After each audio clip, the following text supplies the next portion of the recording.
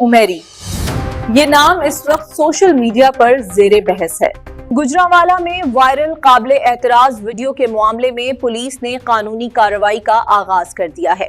Police के मुताबिक video में नजर आने वाला मर्द, जिसे उमेरी के नाम से शिनाख्त किया जा रहा है, पुलिस को मतलूब है, जबकि वीडियो में शामिल खातून को हिरासत में ले लिया गया है। इस मामले की बारीकियां जानते हैं एम सईद बुशारती के खसूसी पैकेज में सिर्फ आज तक न्यूज पर। आप देख रहे हैं आज तक न्यूज, खबर सच के साथ।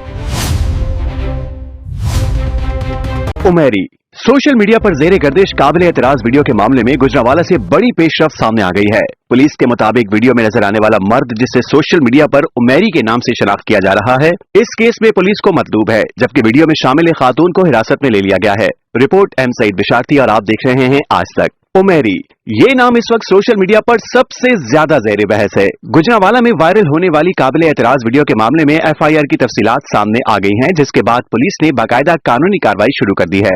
FIR के मुताबिक दरख्वास्त गुजार ने पुलिस को बताया कि मौरखा 3 जनवरी 2026 को इसने अपने एक दोस्त के हमरा सोशल मीडिया पर एक वीडियो देखी, जिसमें एक मर्द और एक खातून काबिले एतराज हरकत में मुलविस दिखाई दे रहे थे। दरख्वास्त गुजार के बयान के मुताबिक वीडियो में खातून मर्द को उमेरी के नाम से मुखातिब कर रही थी, जबकि वीडियो के मंदरजात ने न सिर्फ इन बल्कि दीगर अफराद के जज्बात को भी मजरूह किया। पुलिस के मुताबिक अवामी रद्द-ए-अमल और तहरीरी दरख्वास्त मौसूल होने पर थाना अरूप में मुकदमा दर्ज कर लिया गया है, जबकि मुतासरा खातून का नाम कानून के मुताबिक सीग़े राज में रखा गया है। FIR में बताया गया है कि वीडियो में नजर आने वाला मर्द, जिसे सोशल मीडिया पर उमेरी के नाम से शनाख्त किया जा रहा है, इस वक्त पुलिस को मतलूब है, जबकि उसकी गिरफ्तारी के लिए छापे मारे जा रहे हैं। सिटी पुलिस ऑफिसर गुजरांवाला का कहना है कि मुकदमे की तफ्तीश मेरठ पे की जा रही है और शवाहिद की बुनियाद पर कानून के मुताबिक कार्रवाई अमल में लाई जाएगी। सोशल मीडिया पर वायरल होने वाली इस वीडियो ने एक बार फिर डिजिटल मवाद और कानून के दरमियान हदों पर सवाल खड़े कर दिए हैं।